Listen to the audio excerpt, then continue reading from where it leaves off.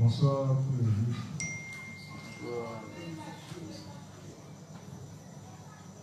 Nous sommes aujourd'hui, le jeudi 23 juin 2022. Nous sommes à la 4e séance, ou, si je peux le dire, au 4e jour de la semaine. Nous allons poursuivre. C'est toujours le thème Satan et la persévérance des saints.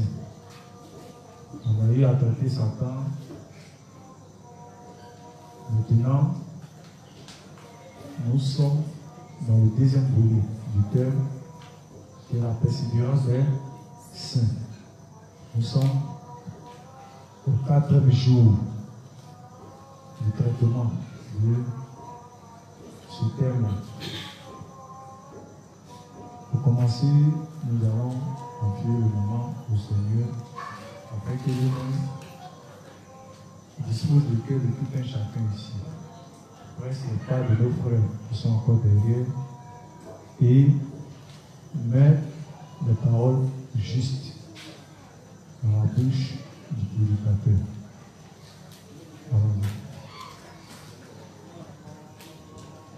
Bon, mais juste on va se disposer. On va d'abord faire notre confession de foi et puis ensuite on va confier le moment au Seigneur en son prière. Car l'Éternel, nous te disons merci de ce que tu nous as rendu sans péché de mon pardon. Car c'est chaque jour de notre vie de foi que nous voyons que nous péchons en pensée, en parole, par action, et cela volontaire, non plus involontaire. Que nous devions juger et jeter en cœur pour nos péchés. Mais nous pouvons voter pour nous jusqu'à la poursuivre du Seigneur Jésus-Christ. C'est lui qui, par son baptême, a compris pour le modèle par Jean-Baptiste, qui nos péchés passés, présents et futurs. Par sa mort et son sang versé à la croix, il paya le prix pour nos péchés, purifia nos ressources de péché et détruisit ce corps de péché. Par sa résurrection, il vaincut la mort, le séjour des morts et l'enfer connu. Par son ascension dans le ciel, il nous donna le Saint-Esprit que je peux donner à tous ceux qui parlent en ces eaux. Par ces œuvres, Seigneur, je te libère une fois pour toutes des fausses doctrines de démons et de sainteté. Merci, Seigneur, de ce que tu nous as tous rendus saints et sans péché pour toujours, au nom de Jésus-Christ. Amen. Merci, Seigneur, pour ce moment que tu permets.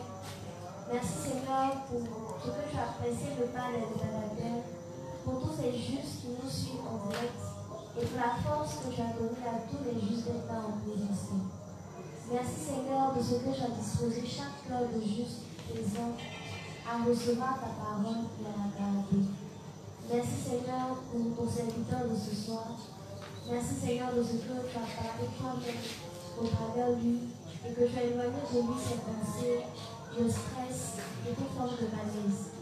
Merci Seigneur de ce que tu as permis cela et que tu as conduit ce moment du début jusqu'à la fin. C'est en ton nom précieux que nous avons tous prié. Amen.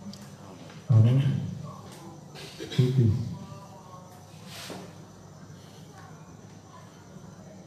On va continuer, mais avant de continuer, demandez à une personne de dire ce qu'elle a compris par rapport à ce qui a été dit hier. Une personne, rapidement.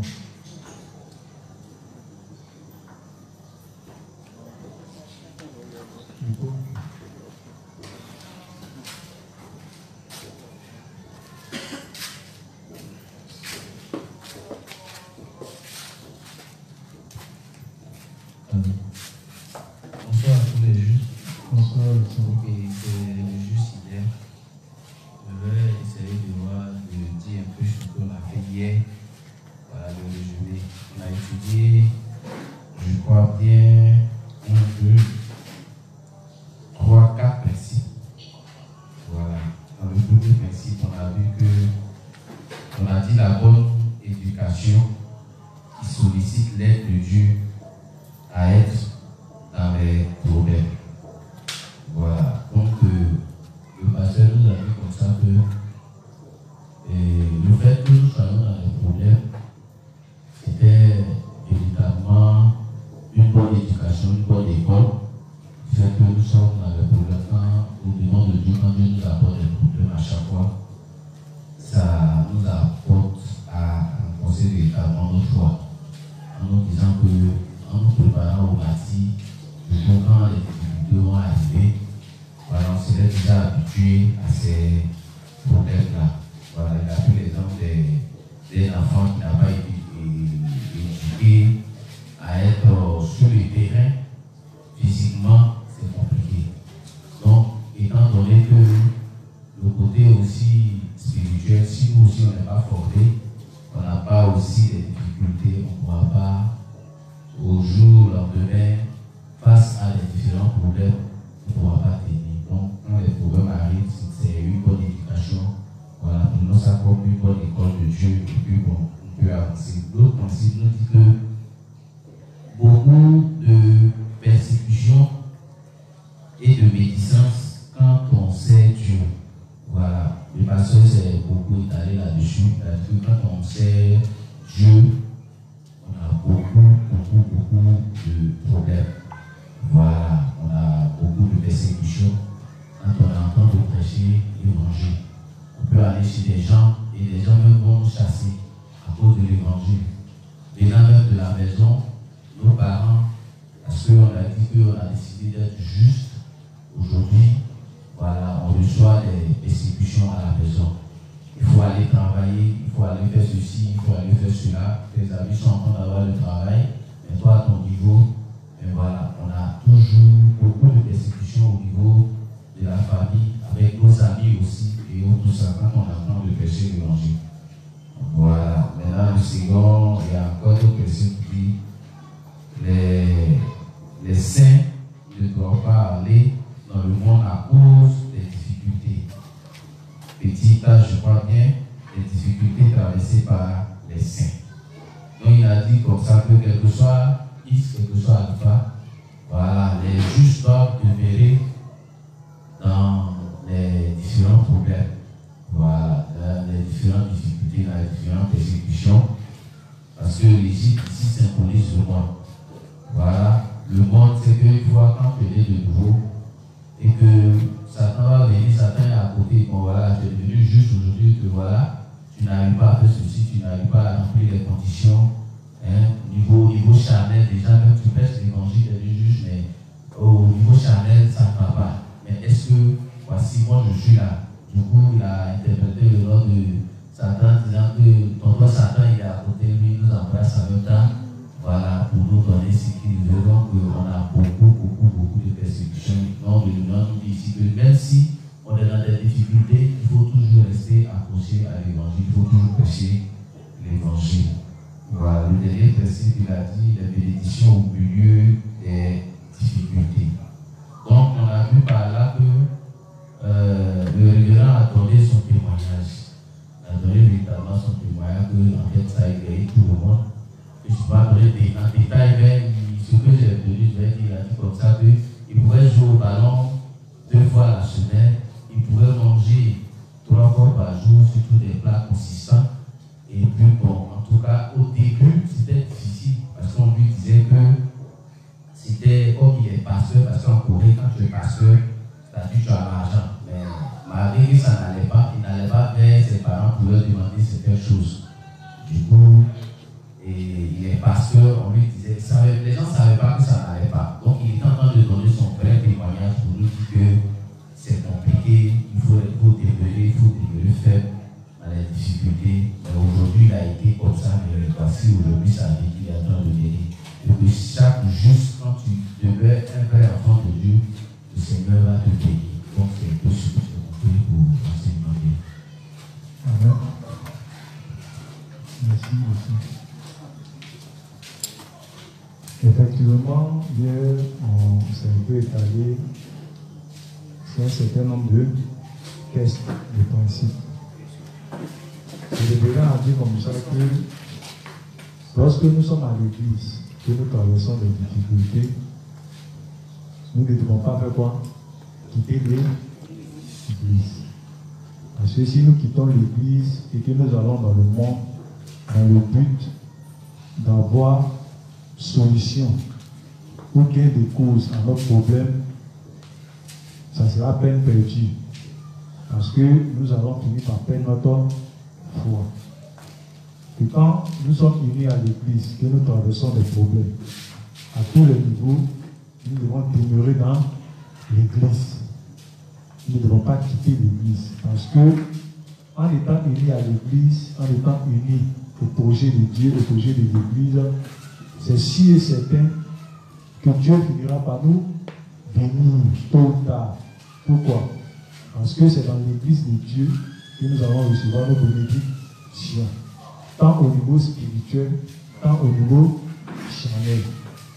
Ça va, non? Mais si nous allons dans le monde, dans le but de faire quoi? De recevoir les bénédictions du monde, c'est la mort assurée de notre foi. Donc il dit nous devons demeurer dans l'église. Ça va? Là aussi, il parlait aussi de lui-même son propre témoignage, disant que dans le début, quand il servait dans le ministère, c'était difficile personnellement. Qu'au sein de l'église même a traversé beaucoup de difficultés dans la prédication de l'évangile. Et à son niveau personnel, il a aussi traversé beaucoup de problèmes au niveau charnel. Les choses étaient dures sur lui.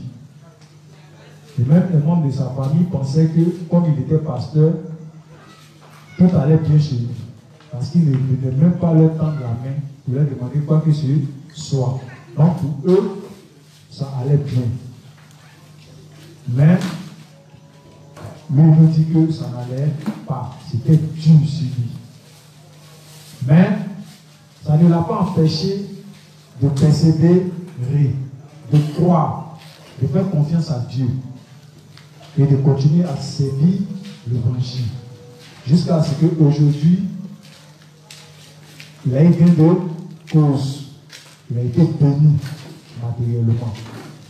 Donc, voilà pourquoi il peut donner l'exemple en disant qu'aujourd'hui, il peut manger ce qu'il veut. Il mange 3 fois par jour.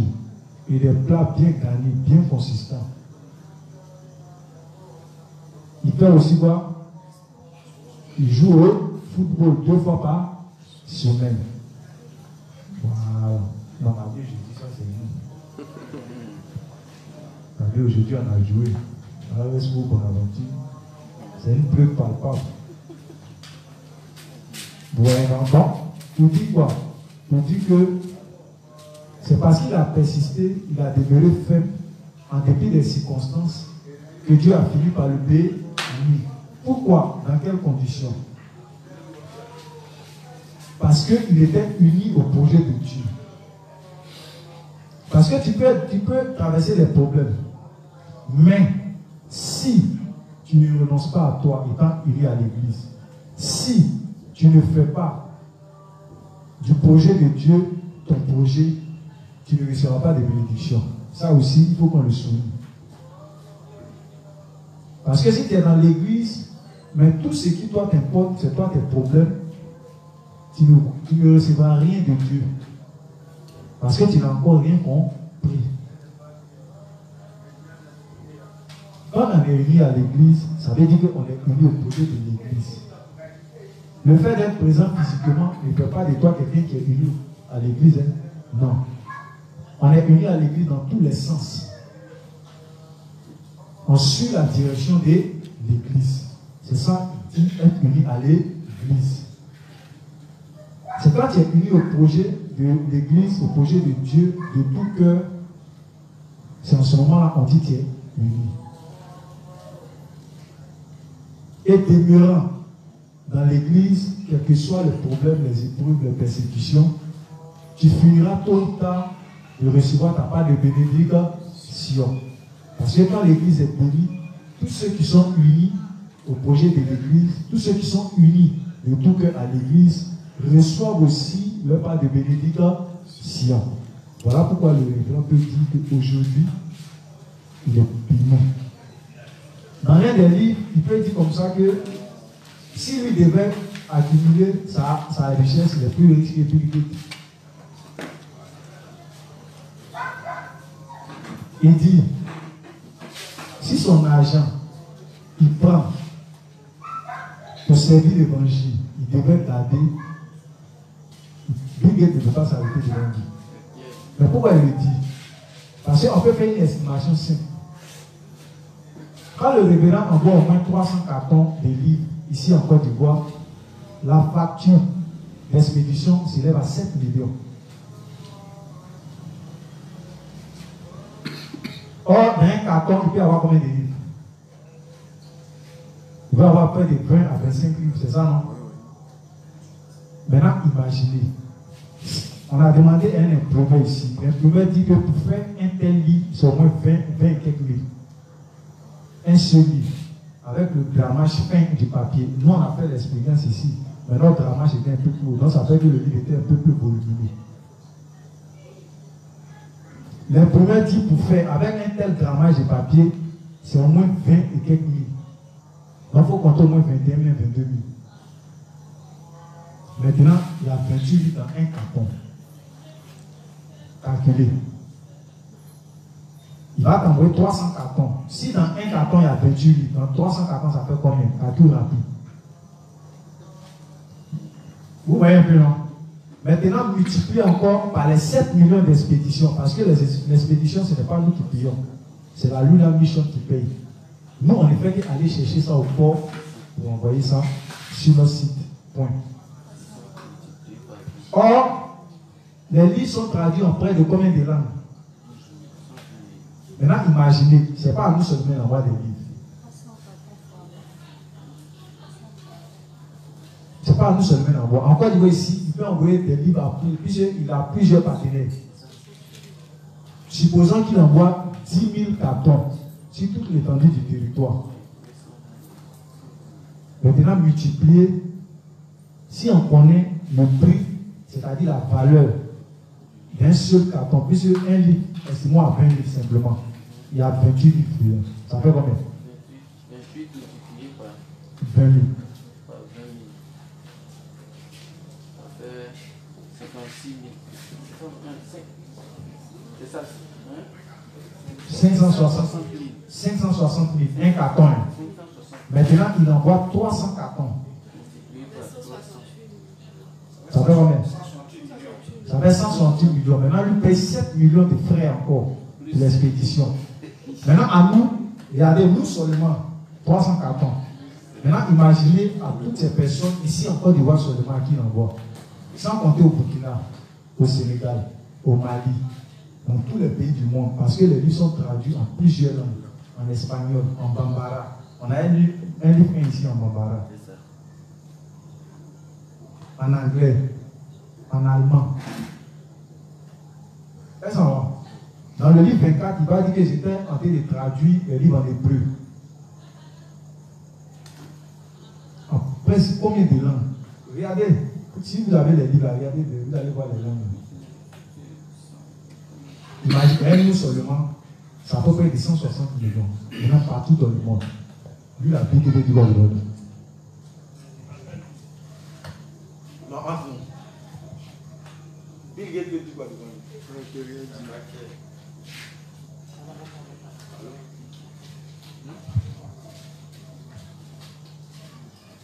Il ne peut rien dire. Vous voyez un peu comment il dépense, non?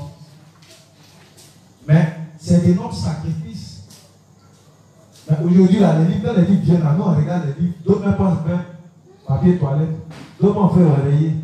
D'autres vont faire tableau de décoration dans leur maison. Il y a tous les livres, mais il n'y a pas lu le livre 1. Donc il passe et dit, regardez, ça c'est la Luna Mission. Moi ici, un peu juste. On lui dit, bon. Mais c'est des gens qui sacrifient leur temps, qui vont travailler à la suite de leur front et qui mettent la plupart de leurs gains au profit de la production des ouvrages. Vous voyez un peu, non? Maintenant, comment quelqu'un comme ça, Dieu ne peut pas le bénir abondamment? Entre. Comment Dieu ne peut pas le bénir davantage? Donc quand il s'assoit aujourd'hui et puis il dit qu'il peut manger ce qu'il veut, pour comprendre. Il dit qu'il avait une grande maison. Il a vendu la grande maison pour acheter une maison, une petite maison, pour lui et sa femme et ses enfants. Parce qu'un serviteur de Dieu, il va faire quoi avec tout ça? Amen. On dit si tu as le manger, tu as le bois, tu as le vêtement, cela te soutient, toi ou Tommy, c'est suffisant. Voilà, cherchez à ramasser toutes ces choses-là. Puisque nous sommes des pèlerins. Si on dit que tu vas laisser ta maison pour finir. Vous voyez un peu, non? Mais regardez. Ça n'a pas été facile. Ce n'est pas un jour. Ça a pris du temps. Parce que Dieu a pris son temps de le laver, de le faire passer par beaucoup de problèmes, par beaucoup d'épreuves. Vous voyez un peu, non? Parce que son but, c'était de le bénir. Mais pour que Dieu bénisse quelqu'un, il faut qu'il te rapide suffisamment. Sinon, tu as utilisé cette bénédiction pour le bien-être de ta chair. Vous voyez un peu, non? Après, il dit prospère à tous égards, comme prospère l'état de ton âme. Dieu, là, il met d'abord l'accent sur ce qui est spirituel d'abord. Si spirituellement tu es bien rempli, il peut te bénir. Chanolement. Parce qu'il n'a pas peur. Il sait que toutes ces bénédictions matérielles, tu les utiliseras pour la propagation de l'évangile. Parce que tu as bien compris maintenant ton rôle à jouer. Ça va? Et c'est la même chose que nous sommes en train d'expérimenter ici en Côte d'Ivoire. Voilà pourquoi vous voyez que les choses vont étape par étape. Mais on arrivera sûrement. Parce qu'on a confiance qu'avec Dieu, là, ce projet-là se réalisera. Ça va, non? Ça va aller juste. Ici, c'est que le révérend a dit. Donc, il demande que nous demeurons fermes, nous persévérons. Nous allons traverser beaucoup de problèmes. Nous allons être persécutés. On va beaucoup recevoir les médisances de la part des pécheurs. Et même des justes hérétiques. Mais on doit demeurer ferme. On doit persévérer. Parce que si nous persévérons, comme il a dit dans l'un des livres, nous allons goûter au fruit sucré. Mais si nous ne persévérons pas, on va rester en cours de route. Ça va, non? Donc, on va poursuivre encore. Prends la page 240, le paragraphe 1. La bénédiction reçue par le révérend après un long temps de souffrance. Livre 1. Livre, toujours le livre 61. Page 240, le paragraphe 1. La bénédiction reçue par le révérend après un long temps de souffrance.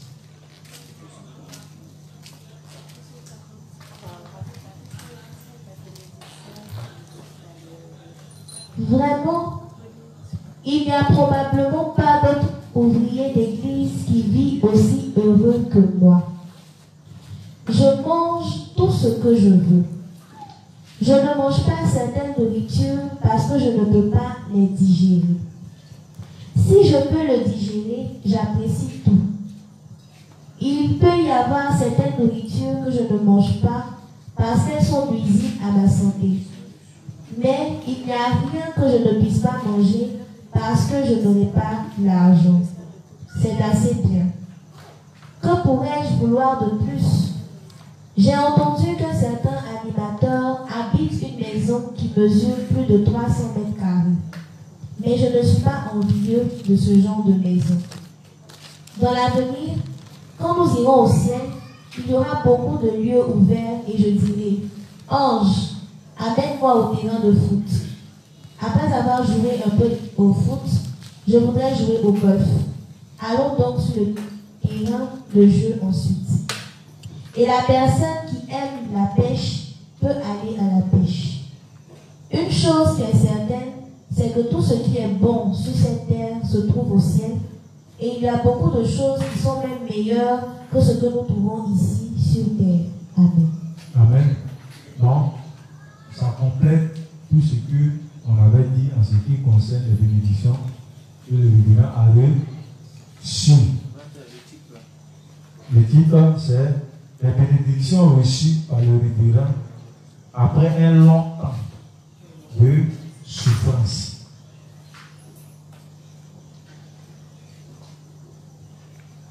On a compris, non? Voilà. Les bénédictions reçues par le révérend après un long temps de souffrance. Il dit, son boucan, c'est au ciel avec l'affaire. Sur la terre, il est venu pour prêcher l'évangile. Non, si son voisin ne peut, il n'a qu'à construire un puissant. Ça ne lui dit rien. Parce que Dieu l'a tellement raffiné qu'il n'a pas le temps pour ça. Là. Mais c'est au ciel. Et là, on va faire son petit malin. Les anges vont souffrir. Va prendre ça pour moi. Va prendre ça pour moi. Va prendre ça pour moi. Va prendre ça pour moi. Ah donc les anges, c'est vous, les footballeurs là. On les remplace et puis il y a un qui vient leur donner un bouson. C'est ce que les anges vont faire. Alors, les anges vont le masser. Voilà. Il dit c'est au ciel là-bas, lui appelle. Non, c'est pas sur la terre. Sur la terre là, c'est juste un pélé. Il va finir de jouer son rôle. C'est au ciel là-bas maintenant. Il va aller faire son petit malin. Il dit il y a des types de nourriture qu'il ne mange pas parce qu'il n'arrive pas à le digérer. Vous voyez un peu, non? Voilà. Sinon, il peut tout manger. Quand il y a le vent, tu sais que lui aussi, là, c'est un vrai mécanisme, ça respecte la nourriture. Non, lui corrige la nourriture. Parce que c'est quelqu'un qui a tellement vécu la galère que jouer avec manger là. Non, lui, il ne fait pas ça. On a l'importance de la nourriture. Ça va? Page 242 et 240 aussi, le paragraphe 2. S'attacher à l'église de Dieu, peu importe les difficultés. Page 240, le paragraphe 2. S'attacher à l'église de Dieu, peu importe les difficultés.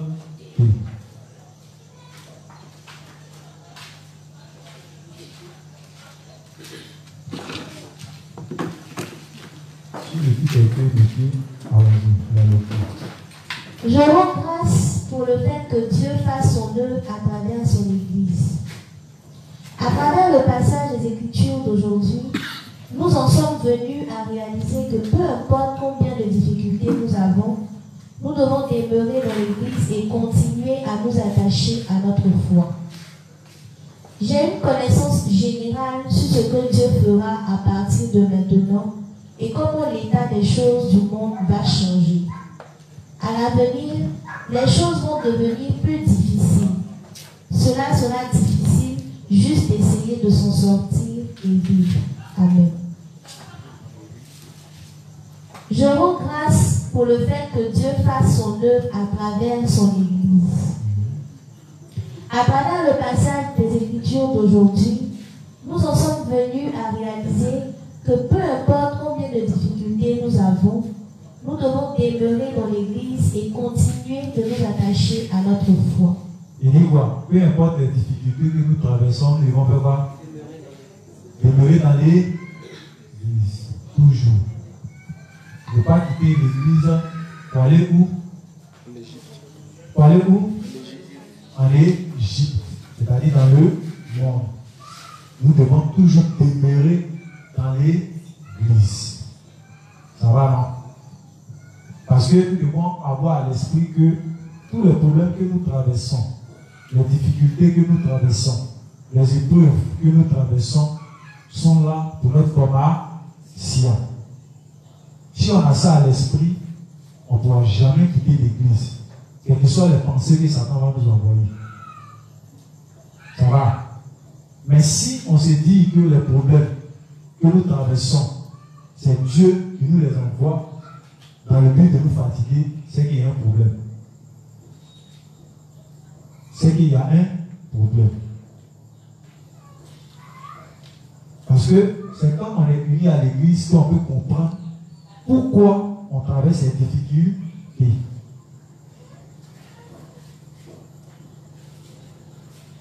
Sinon, si on n'est pas unis à l'église, ça sera difficile pour nous d'accepter toutes ces souffrances-là. Ça va? Alors? J'ai une connaissance générale sur ce que Dieu fera à partir de maintenant et comment l'état des choses du monde va changer. À l'avenir, les choses vont devenir plus difficiles. Il dit à l'avenir, les choses vont devenir comment? Plus difficiles. Donc, ce que nous sommes en train de vivre comme difficulté, ce n'est rien comparé à ce qui viendra. Ça va, non? Voilà pourquoi il dit, nous devons avoir à l'esprit que tout ceci est pour notre formation. Que ce soit les problèmes au niveau spirituel, que ce soit les problèmes au niveau charnel, que ce soit toute forme de difficulté, nous devons nous mettre à tête que c'est pour notre formation. Il nous a donné un secret. Il dit la meilleure éducation, c'est celle qui sollicite Dieu. Oui. Donc, quand tu traverses les problèmes, tu dois toujours t'appuyer sur Dieu. Parce que c'est Dieu qui peut être ton réconfort. C'est lui qui peut te soutenir. Pourquoi? Parce que tu es uni à l'église. Or, Dieu travaille dans son église. Ça va, non? Donc, on doit comprendre ça.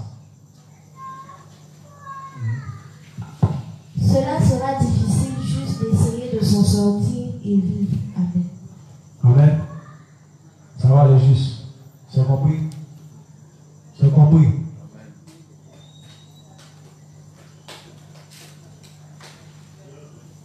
274, le paragraphe 1. Dieu trouvera de la joie en vous quand vous traverserez les souffrances, les persécutions.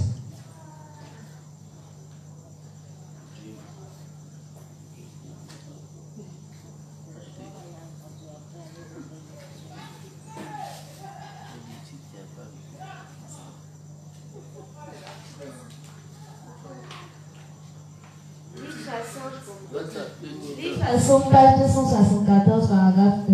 Dieu trouvera de la joie en vous quand vous traverserez les souffrances, les persécutions.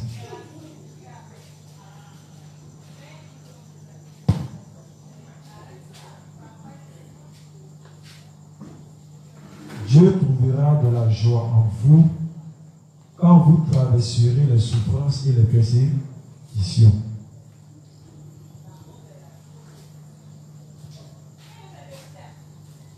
Bien sûr, vous ne pouvez pas devenir béni comme cela quand vous venez tout juste de recevoir la rémission de vos péchés. Si vous avez commencé à suivre le Seigneur après être vraiment né de nouveau, les difficultés vont certainement suivre et vous aurez beaucoup de persécutions et expérimenterez beaucoup de douleurs. Et c'est seulement après avoir traversé tous ces processus que vous deviendrez quelqu'un en qui Dieu trouve vraiment de la joie. Tout comme Isaac, dans le passage des Écritures d'aujourd'hui, a donné la bénédiction après avoir senti les vêtements de son fils, Dieu vous bénira en reconnaissant l'authenticité de votre foi.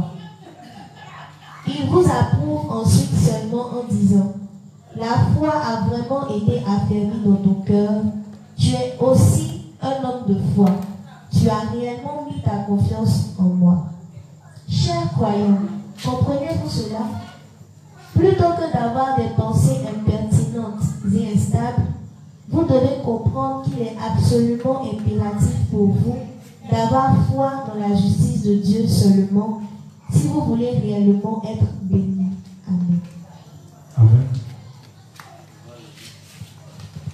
Bien sûr, vous ne pouvez pas devenir béni comme cela quand vous venez tout juste de recevoir la rémission de vos péchés. Il dit quoi? Nous ne pouvons pas être bénis quand on vient même quand on est de nouveau. Oui. Voilà. un soldat des rangs qui vient de rentrer dans l'armée, on t'a formé, qui est sorti. On te dit quoi avec ça? Vous voyez, non? Voilà. Il faut que tu passes des preuves. Pour qu'on puisse te découvrir. C'est comme ça. Donc quand tu viens de nouveau, tu ne peux pas être béni en même temps. Non.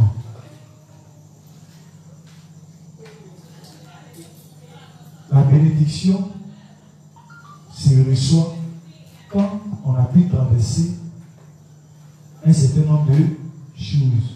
Il y a des challenges. Quand on a des challenges, c'est les difficultés, les épreuves. Ça va, non? Donc, d'entrée, il dit, quand on est de nouveau, on ne peut pas en même temps recevoir les bénédictions. Parce que quand on parle de bénédictions, ne regardez pas sur le mot bénédiction charnelle. D'abord, les bénédictions spirituelles, tu vas grandir dans la foi. Ça va, non? Aussi. Si vous avez commencé à suivre le Seigneur, après être vraiment né de nouveau, les difficultés vont certainement suivre et vous aurez aussi beaucoup de persécutions et expérimenterez beaucoup de douleurs. Si vous avez commencé à suivre le Seigneur, donc il dit, quand nous naissons de nouveau, si nous unissons notre cœur au Seigneur, c'est-à-dire nous sommes unis à l'Église, nous suivons la direction de l'Église. Les difficultés vont certainement suivre. Pensez, on va traverser des difficultés, ça ne ment pas.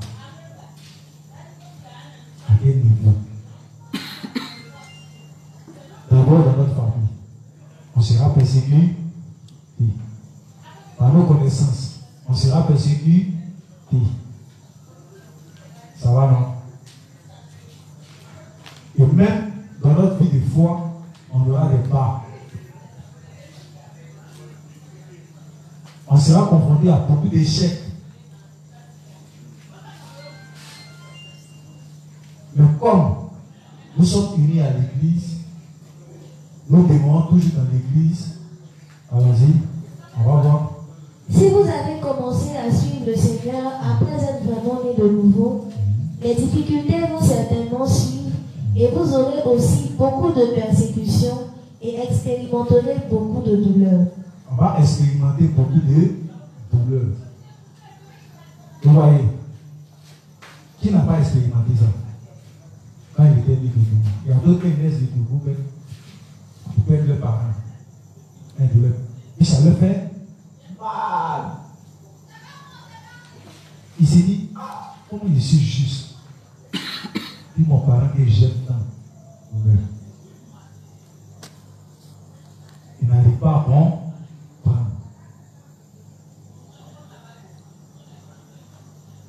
Est-ce que je comprends? Il est né de nouveau. Et puis, toutes ces relations commencent à s'éloigner de lui. Parce qu'il le trouve bizarre. Avant, c'est des personnes dont il avait une relation rapprochée, forte. Ça va, non? C'est des choses que chacun de nous a pu expérimenter. On va pas parler de la difficulté là. C'est à tous les niveaux. Alors, et c'est seulement après avoir traversé tous ces processus que vous deviendrez quelqu'un en qui Dieu trouve vraiment de la joie. donc, malgré ses hauts et ses bas, tant que le juste a continué à demeurer dans l'église, après c'est-à-dire uni au serviteur, c'est uni à l'église, malgré ses difficultés, en venant voir ses prédécesseurs et suivant leur direction, étant uni à l'église, les problèmes qui traversent ont appris à le fortifier. Le Saint-Esprit nous donne toujours la force de demeurer dans l'église. malgré qu'ils traversent des problèmes. Il y a d'autres là. Tellement les problèmes les accablent, ils veulent quitter l'église. Parce qu'ils n'arrivent pas à comprendre. Pourquoi je suis juste et toutes ces choses-là m'arrivent. Il y a d'autres même là, pour lui même, ils ont tous les problèmes. Vous voyez, ils ont tous les problèmes. Vous voyez un peu, non? Ils sont confrontés à toutes sortes d'épreuves. Ils ont l'impression que Dieu est contre eux. Dieu est assis sur eux. Et quand Satan les bombarde des pensées, il veut même quitter l'église pour devenir pécheur. Parce qu'ils se disent que il était pécheur même là. C'était mieux. Mais il dit, quand Dieu regarde ça, il trouve de la joie auprès d'un tel juste. Pourquoi? Parce que celui-là a demeuré faible. Il a persévéré en étant uni à l'église, uni à ses frères justes. Malgré tous ces problèmes qu'il traverse, qu'il continue de traverser, Dieu aime ce type de foi. Parce qu'il sait qu'avec un tel juste qui a appris à compter sur lui, a appris à s'appuyer sur l'église, il pourra travailler. Ça va, non? Et c'est ce type de justes qui finissent par devenir des hommes de foi.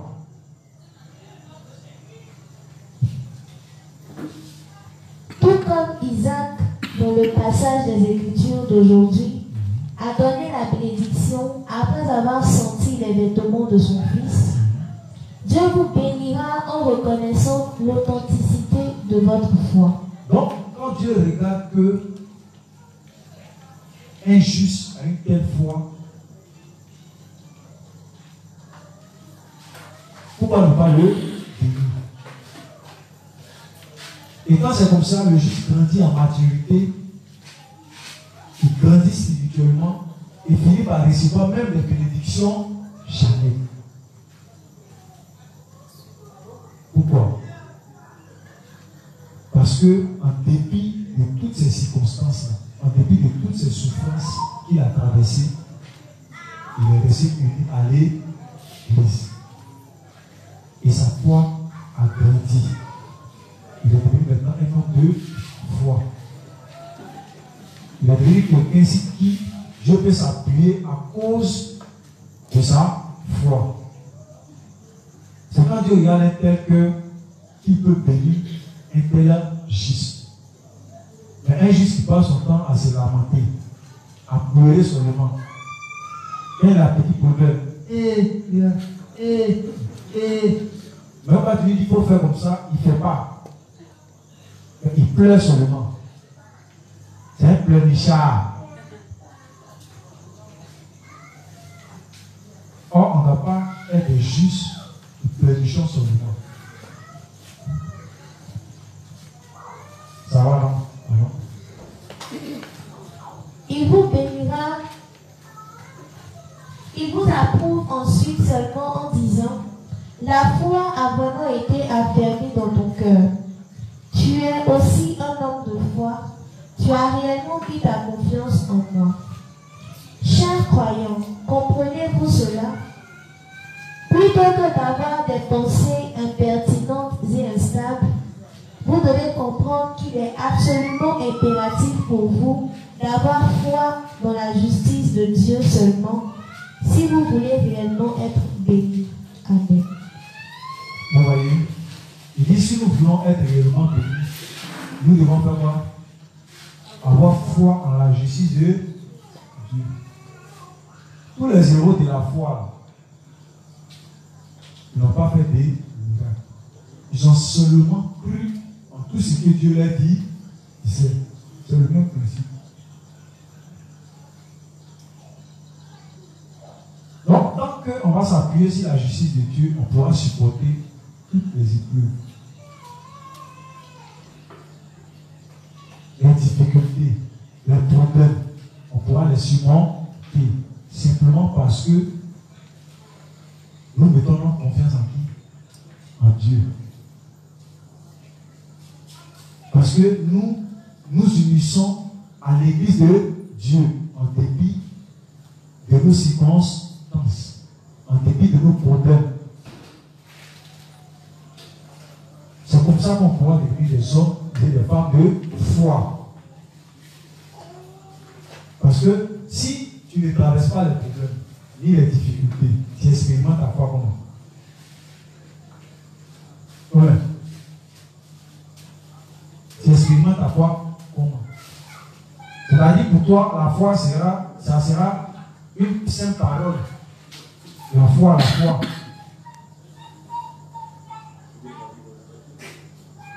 On peut dire que quelqu'un c'est un homme de foi. Prenez le cas d'Abraham.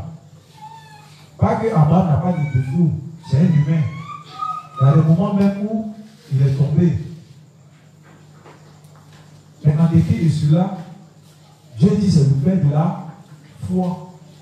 Parce qu'il a toujours mis sa confiance, sa foi en la justice de Dieu. Tout ce que Dieu lui disait, il faisait. Pareil pour David. David avait des faiblesses en tant qu'être humain. Mais c'est quelqu'un qui s'appuyait toujours sur Dieu. Pendant qu'Israël avait peur d'aller combattre les Philistins, le petit David lui vient prendre son petit caillou, son lance-pierre. Sa lance-pierre, c'est ça, non? Il dit, toi, tu viens avec quoi? Avec quoi?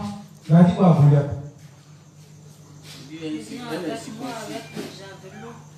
Et moi, il vient avec quoi?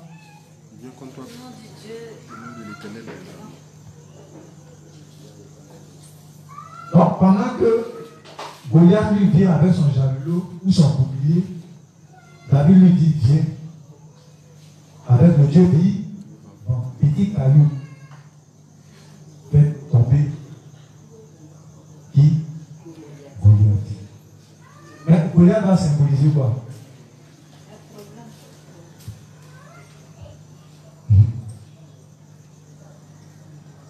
Goliath va symboliser les péchés.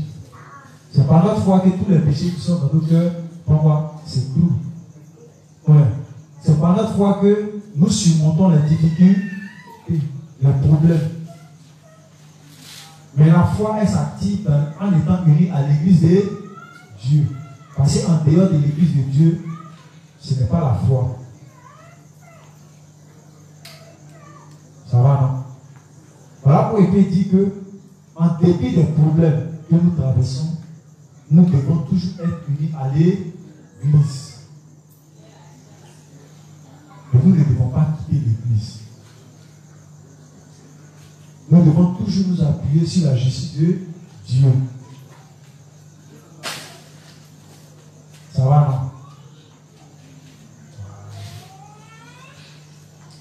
C'est quand un juste né de nouveau a fait une telle expérience que Dieu maintenant peut le bénir spirituellement. Tu vois, charnellement. Ça va?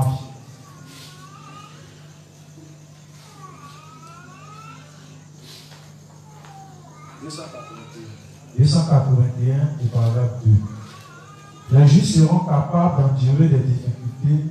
Les justes seront capables d'endurer les difficultés s'ils vivent pour le Seigneur.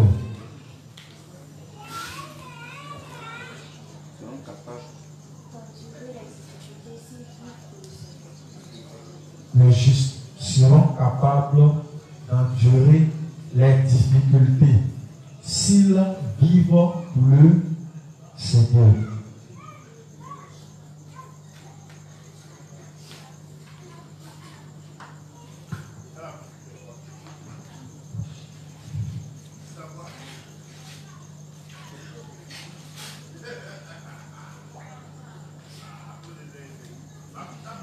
Grâce au Seigneur, beaucoup d'entre vous qui êtes assis ici avaient déjà reçu ces bénédictions.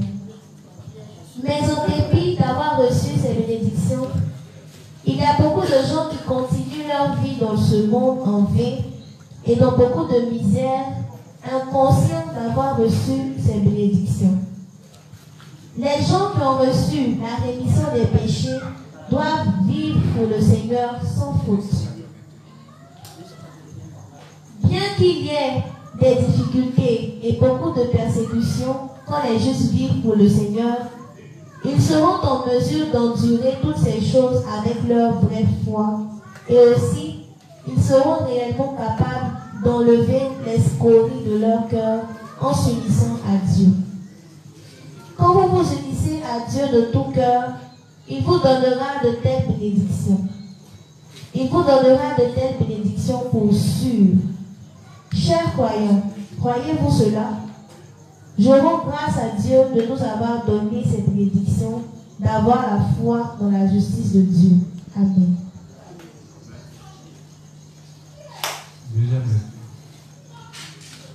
Grâce au Seigneur, beaucoup d'entre vous qui êtes assis ici avaient déjà reçu ces bénédictions. Mais en dépit d'avoir reçu ces bénédictions, il y a beaucoup de gens qui continuent leur vie dans ce monde en vain et dans beaucoup de misère, inconscients d'avoir reçu ces bénédictions. Amen. Il dit quoi? Nous avons reçu quoi? C'est quelle bénédiction? Quoi ça? La rémission des péchés. C'est ce qu'il dit au début. Donc, le point.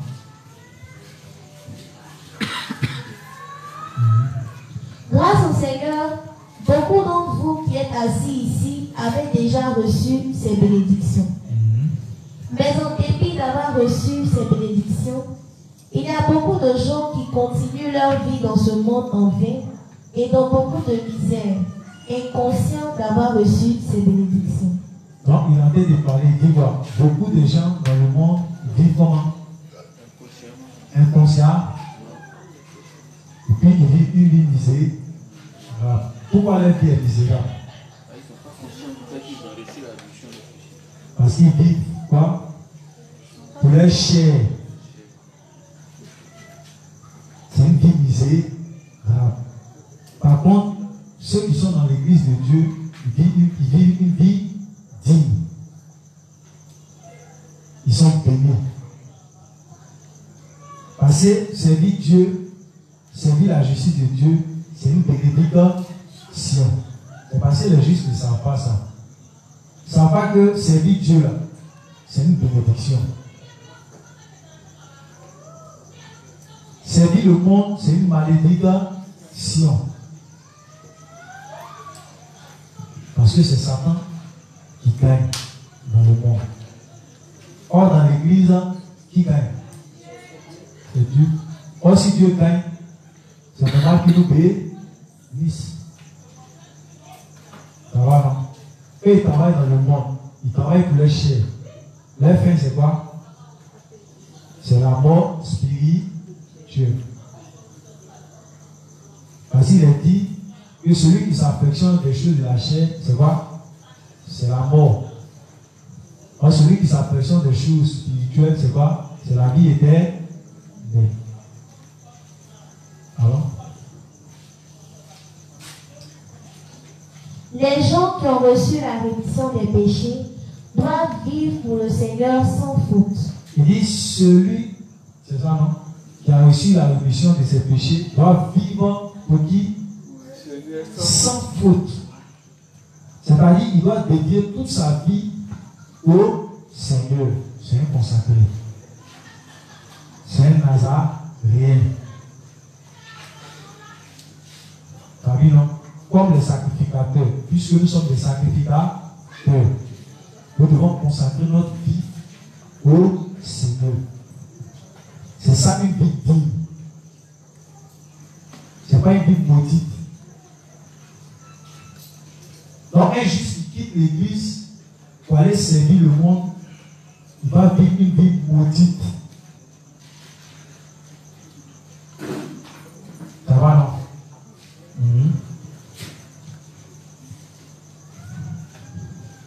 Bien qu'il y ait des difficultés et beaucoup de persécutions quand les justes vivent pour le Seigneur, ils seront en mesure d'endurer toutes ces choses avec leur vraie foi. Et aussi, ils seront réellement capables d'enlever les scories de leur cœur en s'unissant à Dieu. Vous voyez un peu, non? Il dit quoi? Pendant que les juifs serviront le Seigneur, ils vont traverser quoi? Des difficultés, ce qui est normal. Ils seront persécutés, vont subir des épreuves. Mais il dit qu'ils seront capables de faire quoi? De surmonter tout cela grâce à quoi? Grâce à leur foi. Ça va, non? Grâce à leur foi. Ce n'est pas par un autre moyen. Ils seront réellement capables d'enlever les scories de leur cœur en s'unissant à Dieu. Donc, en étant unis à Dieu, en faisant l'œuvre de Dieu, vous allez voir qu'ils vont renoncer à beaucoup de choses. Les choses auxquelles ils étaient attachés là, ils finiront par s'être attachés au fur et à mesure. Ils devront vivre le renoncement à soi. Pourquoi? Parce qu'ils ont uni leur cœur à la diffusion de l'évangile. Quand vous vous unissez à Dieu de tout cœur, il vous donnera de telles bénédictions. Il vous donnera de telles bénédictions pour sûr. À coup sûr. Chers croyants, croyez-vous cela? Est-ce que vous croyez en ça, les justes? Est-ce que vous croyez aux paroles de ce serviteur? On est beaucoup pour l'épargne. Est-ce que vous croyez aux paroles du serviteur?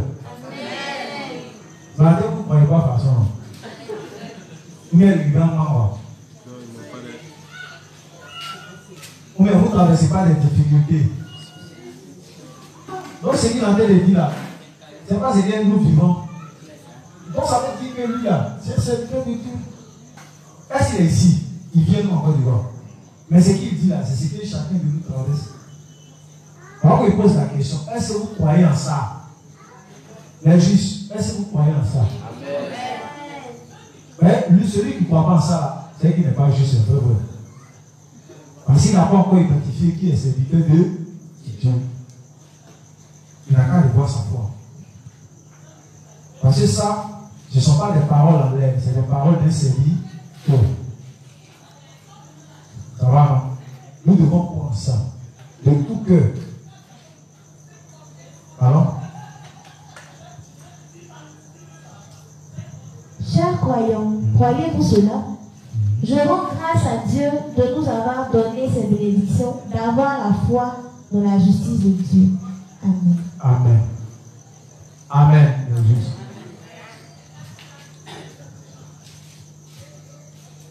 Donc, on a compris, non? Monsieur, nous, c'est le principe, on a compris. On a bien compris, c'est juste.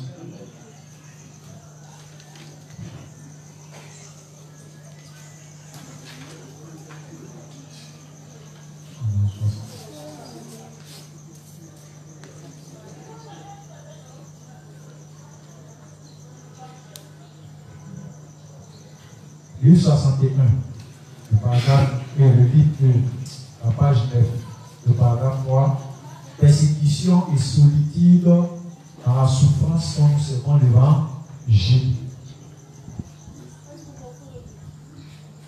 Persécution et solitude, S-O-L-I-T-U-D-E, dans la souffrance quand nous servons l'évangile.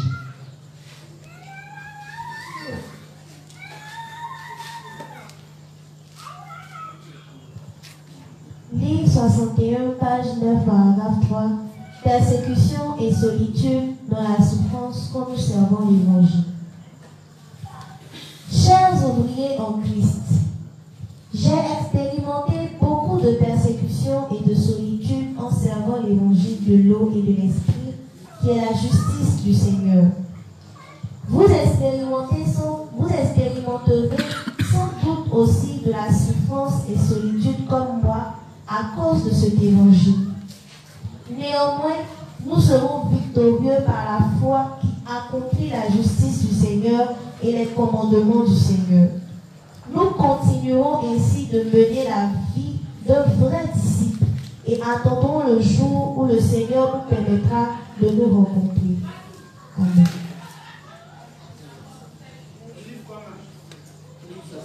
Livre 61, page 9, paragraphe 3. Livre 61, page 9, le paragraphe 3. Le titre c'est Persécution et solitude dans la souffrance quand nous servons l'évangile. Ça va? Tout le monde a pris note. Personne n'est en retard. Ça va, ok. Alors, Chers ouvriers en Christ, dis chers ouvriers en Christ, j'ai expérimenté beaucoup de persécutions et de solitude en servant l'évangile de l'eau et de l'esprit. il dit, il a fait quoi? Il a expérimenté beaucoup de persécutions. Ça, c'est pas quotidien. Il dit, il a expérimenté ça. Parce que dans la Bible, quand Jésus parlait de on sera persécuté, on avait l'impression que c'est des paroles. Il dit, lui, il a expérimenté. Qui n'a pas expérimenté celle-ci? On dit, la personne n'est pas là. Vous voyez un peu, non? Et des solitudes. Parce qu'il avait l'impression qu'il était seul au monde. Bon, imaginez, il est le seul, c'est-à-dire en son temps, avoir connu l'évangile. Et puis, il a cette lourde charge d'annoncer ça partout dans le monde. Il n'y a personne pour l'aider. Donc, imaginez quelles sont les pensées qui lui traversaient. Vous voyez un peu, non? Donc, il avait l'impression qu'il était seul. Tout reposait sur lui seul. Mais comment il allait faire? Mais c'est après, quand il s'est confié au Seigneur, que les choses sont allées de mieux en mieux. Mais dans sa pensée, il s'est dit que c'est lui seul qui allait faire tout le travail.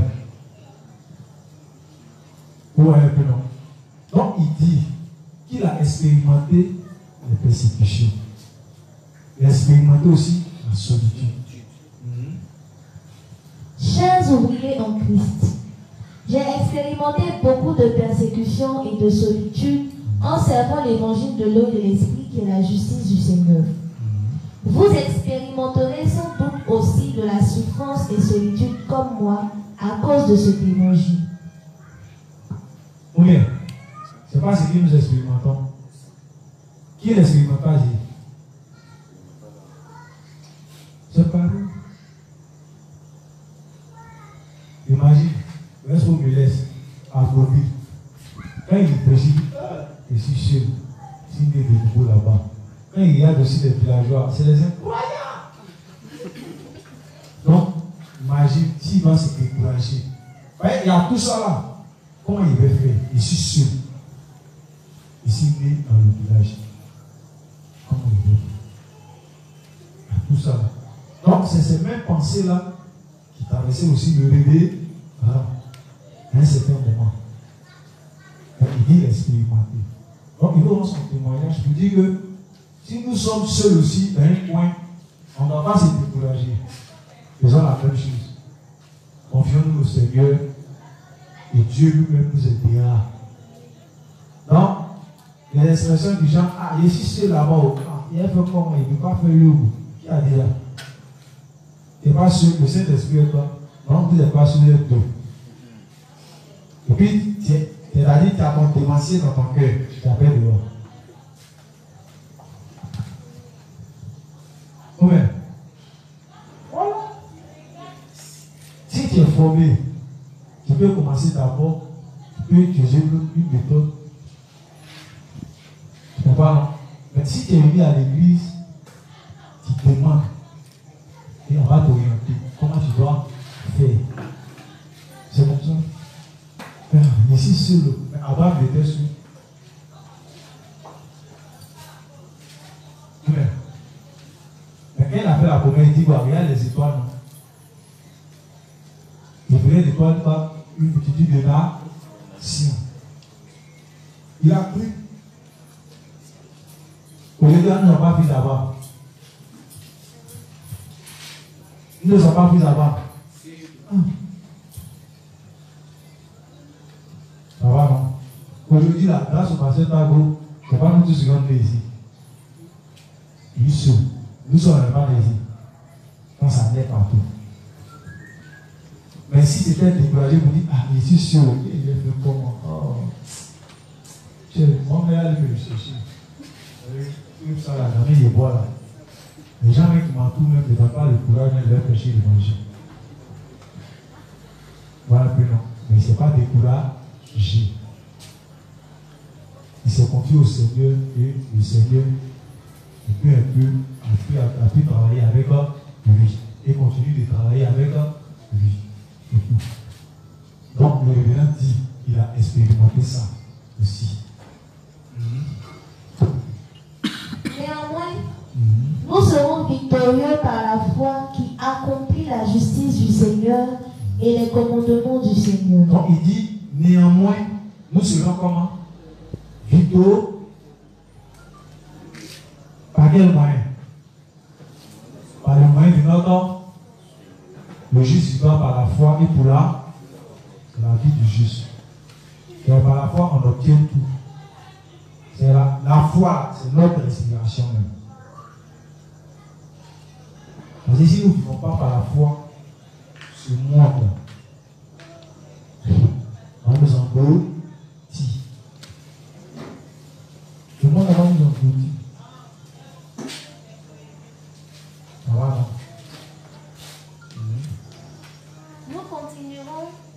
Nous continuerons ainsi de mener la vie d'un vrai disciple et attendrons le jour où le Seigneur nous permettra de nous rencontrer. 20 juillet 2009, l'auteur. Amen. Amen. On a compris ici. On a compris. Amen. On a bien compris les justes.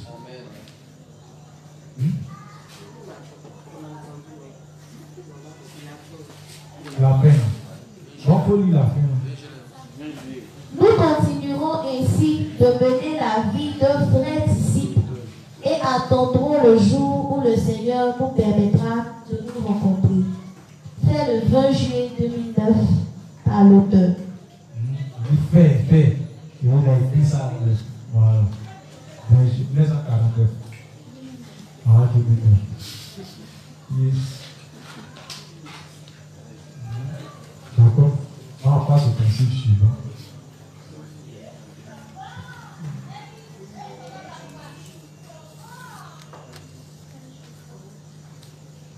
Page 24, du paragraphe 3 et 4, associé à la page 100, à la page 25.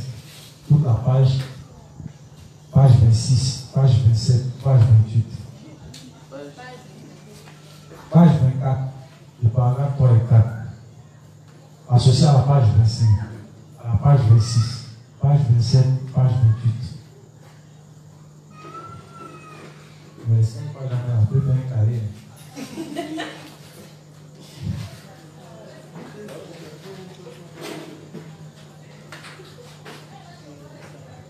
Demandez le titre, non? Ou bien, il ne faut encore tout écrire les pages.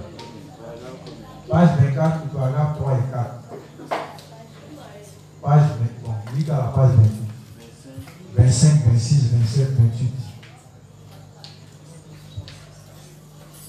Le titre, c'est « Quand nous attendons l'accomplissement de la parole de Dieu par la foi, sans nous soucier de notre situation actuelle, ces promesses se réaliseront sûrement. » Je vous parle.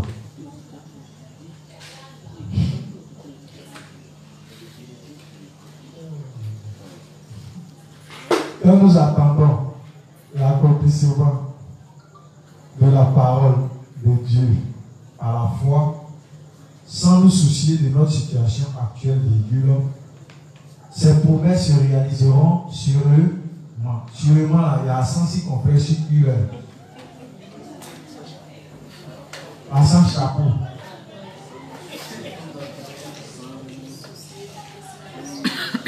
Non, il n'y a pas un papier. On dit en même temps. Et les femmes. quand nous attendons, c'est pas entendons, attendre. Quand nous attendons l'accomplissement de la parole de Dieu par la foi, sans nous soucier de notre situation actuelle, virgule, ces promesses se réaliseront sûrement. Madame Dieu.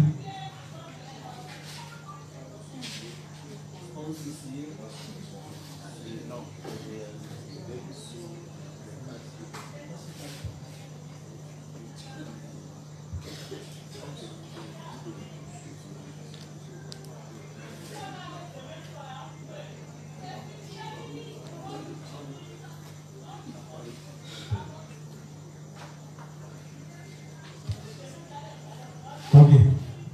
Ça nous dit mieux de réunir encore.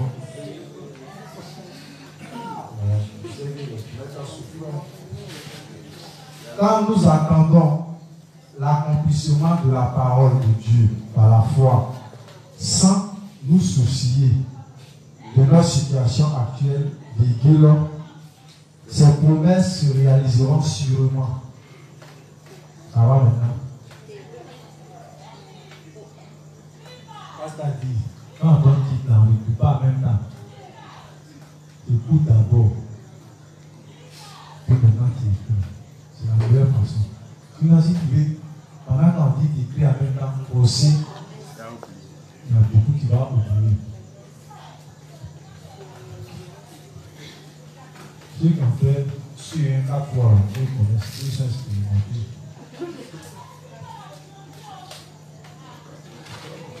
Quand nous attendons l'accomplissement de la parole de Dieu par la foi, sans nous soucier de notre situation actuelle, ces promesses se réaliseront sûrement.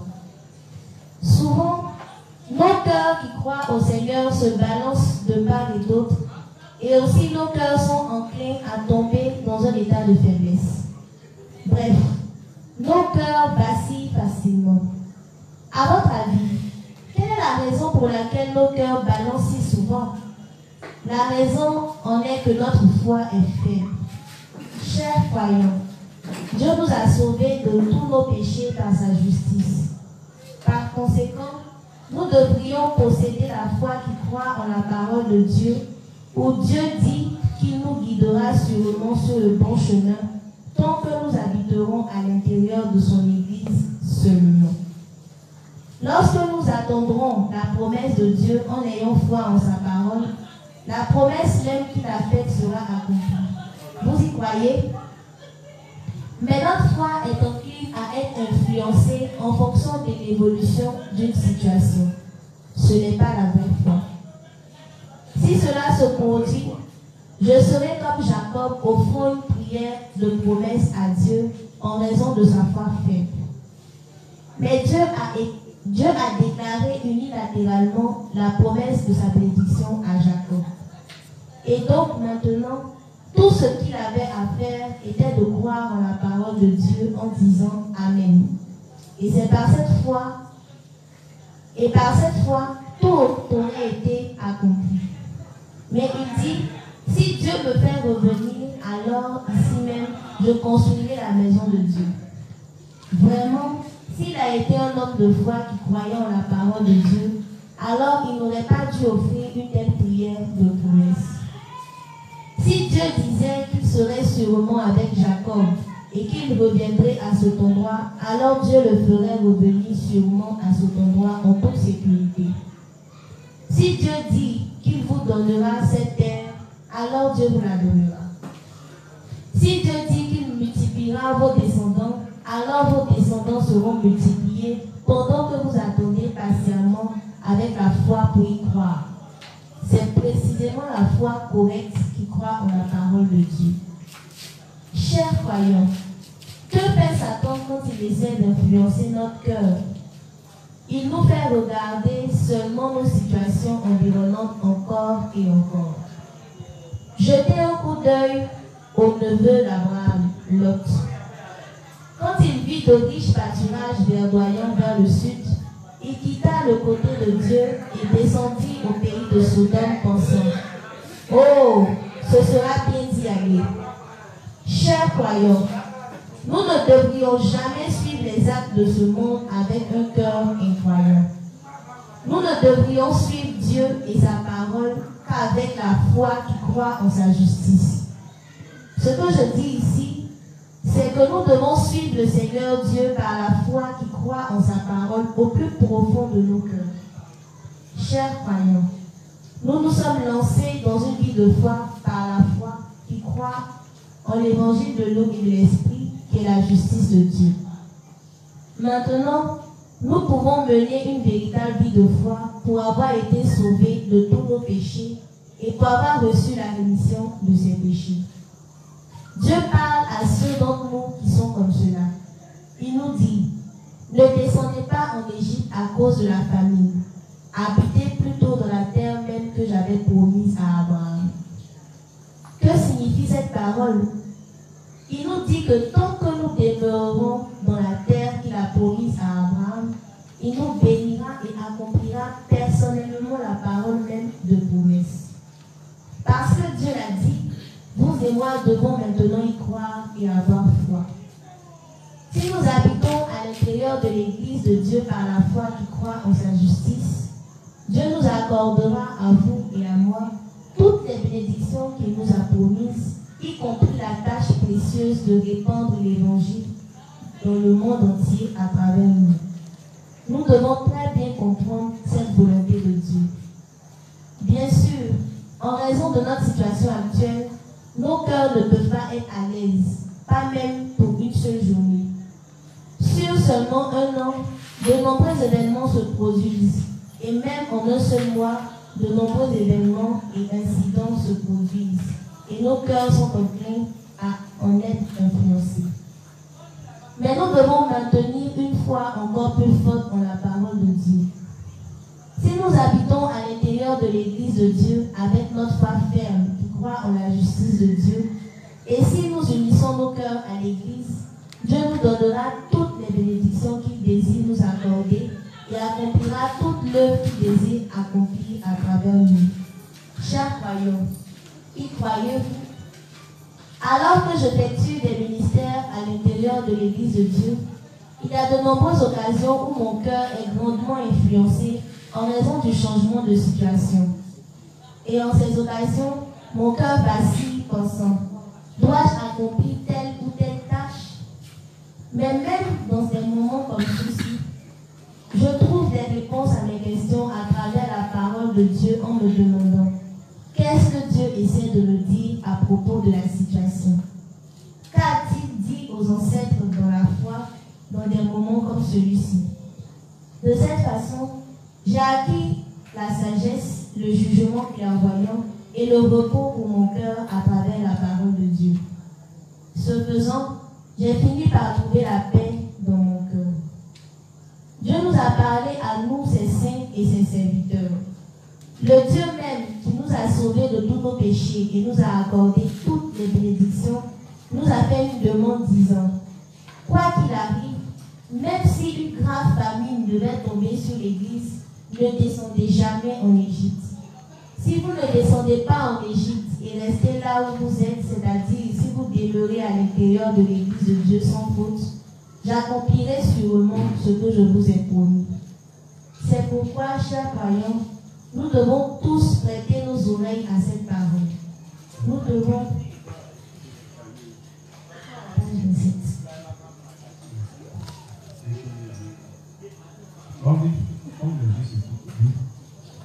Nous devons croire en cette parole et fixer nos cœurs clairement.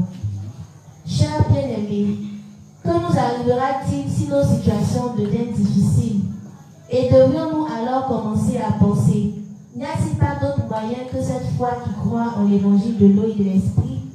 Il doit y avoir un autre moyen que de croire en la justice de Dieu. Si vous faites cela, vous commencerez à regarder vers d'autres groupes chrétiens et comme vous le faites, votre cœur s'éloignera bientôt de la présence de Dieu et mourra. Et quand cela se produira, serez-vous en mesure de mener une vie meilleure de foi en quittant l'Église de Dieu et en allant ailleurs? Les sermons prononcés là-bas seront-ils différents de ceux d'ici et seront-ils les meilleurs? la parole de Dieu sera-t-elle différente et la direction sera-t-elle différente aussi? Non. Cela ne peut jamais être. Si c'est là que l'on donne des conseils selon la parole de Dieu, alors où que l'on soit, ce sera pareil. Et s'ils devaient donner des conseils non conformes à la parole de Dieu, et s'ils étaient enclins à recourir à des méthodes et des moyens humains, alors ce serait très différent, bien sûr. Mais s'ils sont ceux qui avancent selon la parole de Dieu comme nous, alors ils sont aussi les descendants d'Abraham, spirituellement parlant. Amen. Amen. Elle a lu, hein? Elle a lu, non? Qui a compris? Il a compris. Ok, ça n'a pas de souci. C'est-à-dire, dans tout ce qu'elle a lu, il y a ce qui ressort. Là, ça se comprend. Le titre déjà lui-même de l'évocateur. Il dit quoi? Quand nous attendons l'accomplissement de la parole de Dieu par la foi, sans se soucier de notre situation actuelle, cette promesse est réalisée. Bon, vous voyez un peu, non? Donc, il y a la persévérance ici. Parce qu'il dit, nous faisons quoi? Nous attendons l'accomplissement de la parole par la foi, sans se soucier de la situation actuelle. Tu vois ça? Or, la situation est là pour nous emmener à faire quoi? À doter de cet accomplissement. Est-ce que c'est bon? Ah ouais, il dit le titre est évocateur. Il a fait un étalage, mais dans tout ce qu'il a dit, voici ce qui ressort. Ouais, elle va relire le début. Le premier, paragraphe 3 et 4. Puis on va essayer de. Parce que tout ce qu'il a dit là-bas, il a illustré. Il a illustré. Donc il commence d'abord par le principe. Allons-y. Quand nous attendons l'accomplissement de la parole de Dieu par la foi, sans nous soucier de notre situation actuelle, ces promesses se réaliseront sur nous. Souvent, nos cœurs qui croient au Seigneur se balancent de part et d'autre, et aussi nos cœurs sont enclins à tomber dans un état de faiblesse. Est-ce que ça se comprend? Il dit quoi? Il dit souvent, nos cœurs font quoi? Balance. Ça balance comment? Parce que quand on dit nos cœurs balancent, ça veut dire qu'il y a un doute qui s'installe. Quand la parole de Dieu nous dit quelque chose, tantôt on croit, tantôt les circonstances nous amènent à douter. Je prends un exemple simple. On a le projet national. Le projet nous dit quoi? Faire des rapports d'Ivoire au milieu des vents, G. Simple. On prend le cahier des projets. On sait que devant chaque ministère est affilié un budget. N'est-ce pas? On dit par exemple, bon, moi comme ici à la DNIT, la DNIT a pour budget 250 milliards de dollars et de francs CFA. Vous voyez? Le franc CFA. Donc imaginez. Avait dit, c'est pas c'est chaos la nuit. Vous voyez? Vous regardez même ici même. Pour faire un truc même en obligé de cotiser. C'est à quel moment 250 milliards va donner? C'est faux. C'est faux. On dit par exemple, la direction nationale d'interprétation et de traduction, ou bien peut-être la direction nationale d'information et de communication. On dit on doit acheter, on doit avoir notre chaîne nationale, une vraie chaîne. On y a dit, on estime ça peut-être à peut-être à 140 milliards. Faire le studio avec tous les appareils sophistiqués. Donc, on regarde, mais nos caméras sont fatiguées. C'est juste. Beaucoup toutes. Pourquoi? Parce qu'ils regardent la situation actuelle pour ne pas croire à la promesse, à la réalisation de cette promesse-là. Oui.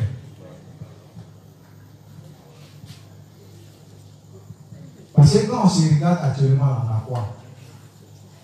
Et puis on parle de 250 milliards. Il y a deux mecs qui disent, mais 250 milliards, mais qui va employer ça? C'est Dieu qui a laissé tomber ça du ciel sur la terre bas. Il n'y aura pas. Qui va employer ça? Combien? Qui n'a jamais pensé comme ça? Son cas, c'était la vérité. Il n'est pas là.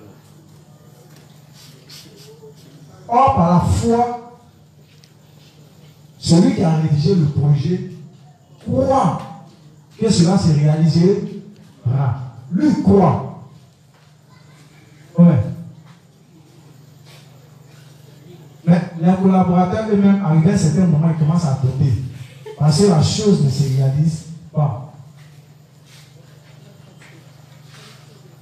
Le cœur balance. Les justes même eux, ils ont fini à douter, eux-mêmes font un ça.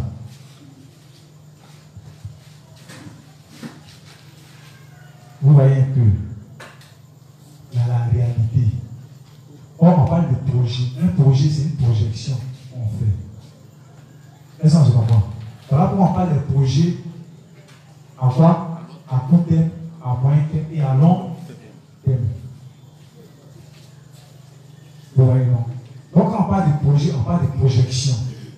Mais quand on projette, on se donne les moyens de réaliser cela. Oui. Mais cela va dépendre de la foi qu'on aura. C'est notre foi qui va emmener la chose à se réaliser. Mais cependant, quelquefois, nos cœurs balancent. Même à notre niveau personnel, il y a des prières qu'on fait, et puis avec un certain moment, et si Dieu me rend bonne. Attends, il y a des prières ça. Je ne suis pas sûr. Maman me prend à y déchirer. Est-ce que je comprends? Parce que les circonstances nous emmènent à ne pas croire que la chose va se réaliser. Alors?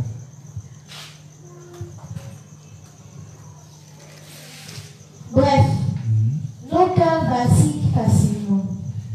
À votre avis, quelle est la raison pour laquelle nos cœurs balancent si souvent? La raison en est que notre foi est faible. Notre foi est quoi? Faible. Parce que quelqu'un qui a une foi forte, qui a une grande foi, pendant que toi tu doutes, lui croit. Tellement il croit, il commence même.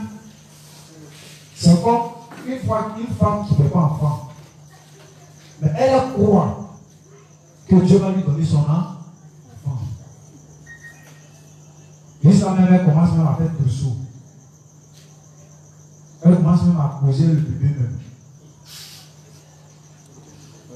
Parce que sa foi est forte. Mais imagine une qui n'a pas une foi forte. Elle, même si le serviteur de Dieu dit qu'il faut faire ça. Puis les gens même le voient en folle. Donc je crois que ça va bien. Parce que sa foi n'est pas forte. Alors non. Quand pasteur dit, il y a d'autres 3 cas qui m'ont obéi.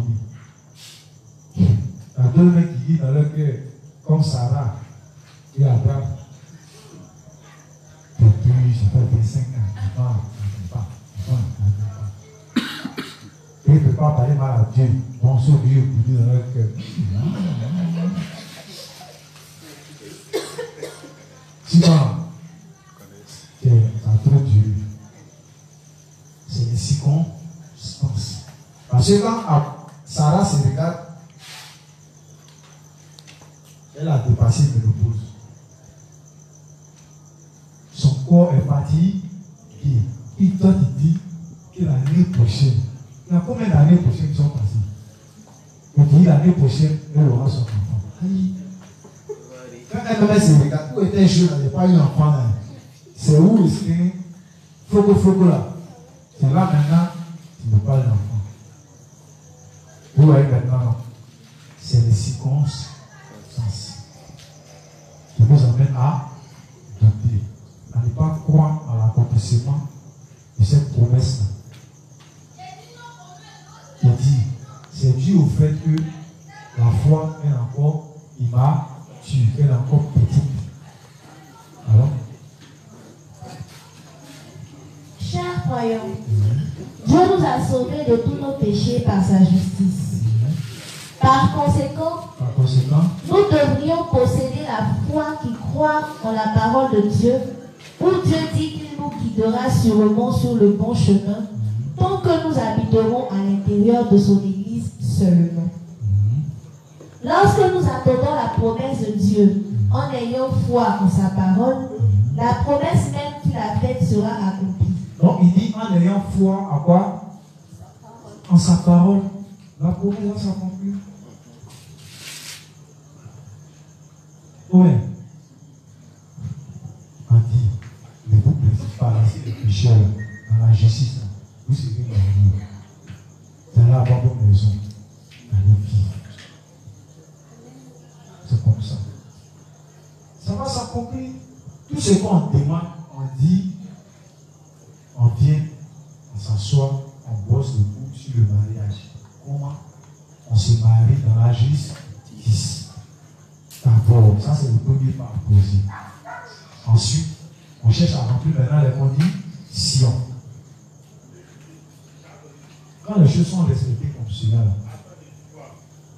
cette promesse, elle va s'accomplir parce que tu crois au principe. Parce que tu crois que Dieu aussi te donnera ce que ton cœur désire. Il y a un problème. On dit, dans la zone des cités vertes, c'est-à-dire qu'il y aura une église qui sera bâtie là-bas. On n'a pas à douter. Si tu veux regarder les circonstances, c'est que toi, ta foi encore petite. La foi, on dit, c'est porté à l'existence.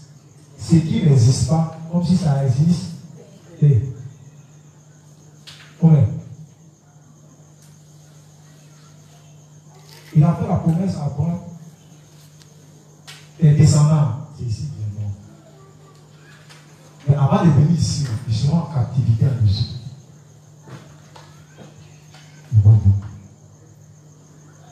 Est-ce que la promesse n'est pas réalisée? Est-ce que cette promesse-là, c'est pas accomplie? Grâce à la foi de qui? C'est ça. Est-ce que le peuple d'Israël va entrer à Canaan? Après combien d'années?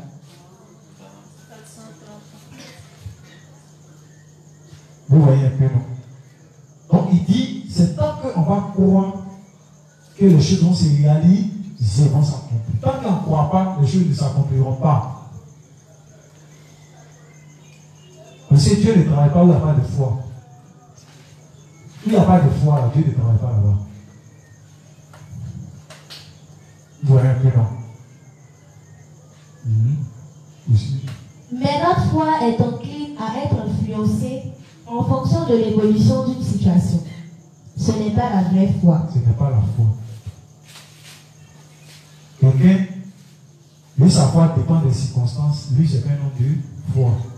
C'est-à-dire, lui, c'est quand il va voir car, il va croire que ouais, Dieu est faux. Ça, c'est pas un homme de foi. Mais un homme de foi, il ne voit pas le cas, mais spirituellement, le cas est déjà là. C'est ça, on dit un homme de foi. Il porte à l'existence ce qui n'existe pas, comme si ça existait. Voici un homme de foi. Là, quand pasteur dit, on fera des missions en France, on fera des missions au Brésil, on fera des... Mais il dit, pourquoi le gars va avoir son projet personnel encore au Brésil, c'est là lui va aller chercher, par lui-même, depuis petit, il a cherché à marier qui brésilien.